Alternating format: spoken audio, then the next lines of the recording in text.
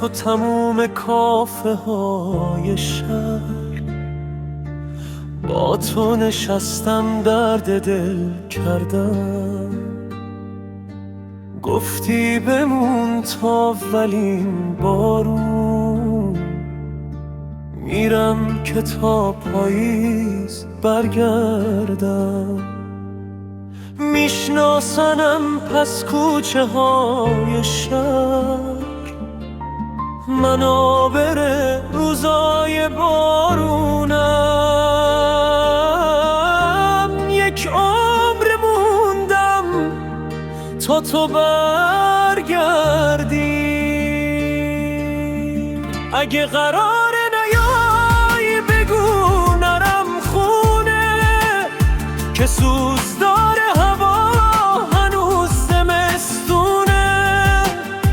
من همش سیگار، منو غم تهرون. اگه قرار نیای بگو نیاد بارون. اگه قرار نیای بگو نرم خونه، که سوز داره هوا هنوز زمستونه. من همش سیگار، منو غم تهرون. اگه قرار نیای بگو نیاد بارون.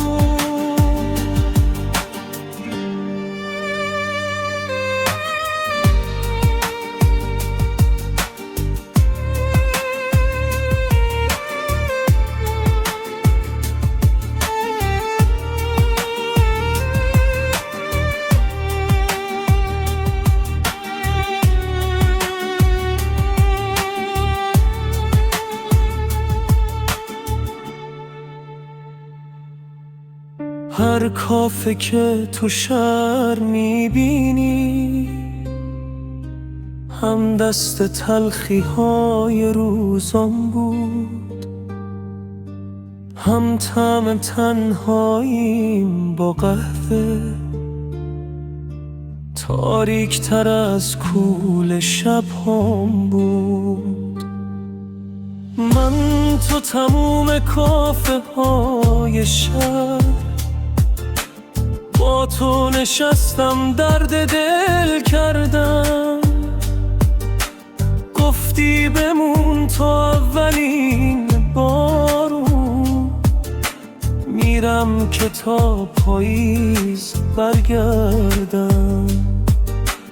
میشناسنم پس کوچه های شهر، منو بره روزای بارونم. یک عمر موندم تا تو برگردی. اگه قرار نیای بگو نرم خونه، که سوز داره هوا هنوز زمستونه. من همش سیگار، منو غم تهرون. اگه قرار نیای بگو نیاد بارون.